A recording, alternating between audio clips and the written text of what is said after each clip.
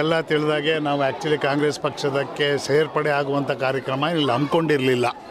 ಇಲ್ಲಿ ನಾವು ಬಂದಿದ್ದು ದೇವಸ್ಥಾನದ ದುರ್ಗಮ್ಮನ ದೇವಸ್ಥಾನ ಗೋಡನಪಳ್ಳಿ ವ್ಯಾಪ್ತಿಗೆ ಇಲ್ಲೇನು ಬರುತ್ತೆ ಇದನ್ನು ಅಭಿವೃದ್ಧಿಪಡಿಸಬೇಕು ಅನ್ನೋ ಒಂದೇ ನಿಟ್ಟಿನಲ್ಲಿ ಬಂದಿದ್ದು. ಆದರೆ ಕಾರಣಾಂತರಗಳಿಂದ ಇಲ್ಲಿ ಒಂದು ರಾಜಕೀಯದ ಒಂದು ಬೆಳವಣಿಗೆ ಕೂಡ ಆಗಿ ಎಲ್ಲರೂ ಕಾಂಗ್ರೆಸ್ ಪಕ್ಷಕ್ಕೆ ಸೇರ್ಪಡೆ ಆಗಿದ್ದಾರೆ.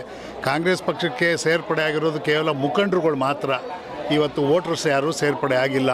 ಇನ್ನು ಮುಂದಿನ ಬರುವ ದಿನಗಳಲ್ಲಿ ಯುವಕರು, ಮಹಿಳೆಯರು ಮತ್ತು ಮತದಾರರು ಎಲ್ಲರೂ ಸೇರ್ಪಡೆಯುವ ಒಂದು ದೊಡ್ಡ ಕಾರ್ಯಕ್ರಮವನ್ನು ಹಮ್ಮಿಕೊಳ್ತೇವೆ ಅಂತ ಇವತ್ತು ನಿಮಗೆ ಈ ಮುಖಾಂತರ ತಿಳಿಸ್ತಾ ಇದ್ದೀನಿ. ಮೊದಲನೇದಾಗಿ ಗೋಡಂಪಾಳ್ಯ ಜನತೆ ಈ ಪದ್ಮನಾಭನಗರ ವಿಧಾನಸಭಾ ಕ್ಷೇತ್ರದಲ್ಲಿ ಇವತ್ತೇನು ದುರ್ಗಮ್ಮನ ದೇವಸ್ಥಾನದ ಮುಂದೆ ನಾವೆಲ್ಲ ಒಗ್ಗಟ್ಟಾಗಿ ಬಂದಿದ್ದೀವಿ.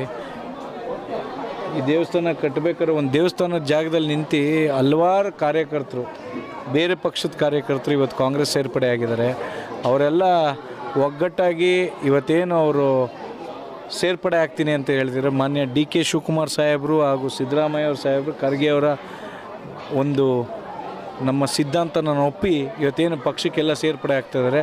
ಮುಂದಿನ ದಿನಗಳಲ್ಲಿ ಇನ್ನೂ ಹೆಚ್ಚಾಗಿ ಹಲವಾರು ಜನ ಇಡೀ ಕ್ಷೇತ್ರದಲ್ಲಿ ಎಲ್ಲ ವಾರ್ಡ್ ಮುಖಾಂತರ ಇನ್ನು BJPಯಿಂದ ಆಗಲಿ ದಳದಿಂದ ಆಗಲಿ ಬಂದು ಕಾಂಗ್ರೆಸ್ ಸೇರ್ಪಡೆಯಾಗಿ ಇನ್ನು ಈ ಪಕ್ಷಕ್ಕೆ ಸಂಘಟನೆ ಇನ್ನು ಗಟ್ಟಿಯಾಗಿ ಮಾಡಿಸ್ತಾರೆ ಅಂತ ಹೇಳಲಿಕ್ಕೆ ಇಷ್ಟಪಡ್ತೇನೆ. ಈಗ ನಮ್ಮ ಪಕ್ಷಕ್ಕೆ ಸೇರ್ಪಡೆ ಈಗಲ್ಲ, ಏನು ನಮ್ಮ 4 ತಿಂಗಳು ಮುಂಚೆ ನಮ್ಮ ಕಬಡ್ಡಿ ಬಾಬಣ್ಣ ಅವರು, ಎಲ್ ಶ್ರೀನಿವಾಸ್ ಅವರು, ಆಂಜಿ ಅವರು, ಸುರೇಶ್ ಅವರು ಸೇರಿಕೊಂಡ್ರು. ಇಡೀ ಪದ್ಮನಾಭನಗರಕ್ಕೆ ಒಂದು ಕಳೆ ಬಂದಿದೆ. ಏನು ಇಷ್ಟು ದಿವಸ ಕಾಂಗ್ರೆಸ್ 3ನೇ ಪ್ಲೇಸ್ ಇತ್ತು, ಲಾಸ್ಟ್ ಟೈಮ್ 2nd ಪ್ಲೇಸ್ ಬಂದಿತ್ತು, ಈಗ ಫಸ್ಟ್ ಪ್ಲೇಸ್ ಬರುತ್ತೆ. ಅವರೆಲ್ಲ ನಮಗೊಂದು ಶಕ್ತಿ ಬಂದಿದೆ. ಈಗ ಇದೇ ಗೋಡನಪಾಳ್ಯದಲ್ಲಿ ಈಗ ಏನಾಗಿದೆ, ಇಷ್ಟು ದಿವಸ ಯಾವತ್ತೂ ಕಾಂಗ್ರೆಸ್ 3ನೇ ಪ್ಲೇಸ್ ಇದ್ದಿದ್ದು, ಎಷ್ಟೋ 25-30 ಎಲ್ಲ ಎಲೆಕ್ಷನನ್ನು. ಬಾಬಣ್ಣವ್ರದ್ದು ಒಂದು ಬ್ರ್ಯಾಂಡ್ ಇದೆ ಟೋಟಲಾಗಿ ಅವ್ರಿಗಿಲ್ಲಿಗೆ. ಆದ್ದರಿಂದ ಈ ಗೌಡನಪಾಳ್ಯದ ಸಮೇತ ಈಗ ಕಾಂಗ್ರೆಸ್ ಮುಂದೆ ಬರುತ್ತೆ. ಮುಂದಕ್ಕೆ ಅವರೆಲ್ಲ ನಮ್ಮ ಪಕ್ಷದಲ್ಲಿ ಈಗ ಸುಮಾರು ಜನ ಸೇರಿಸ್ತಾ ಇದ್ದಾರೆ, ಎಲ್ಲ ಒಗ್ಗಟ್ಟಾಗಿರ್ತಾರೆ.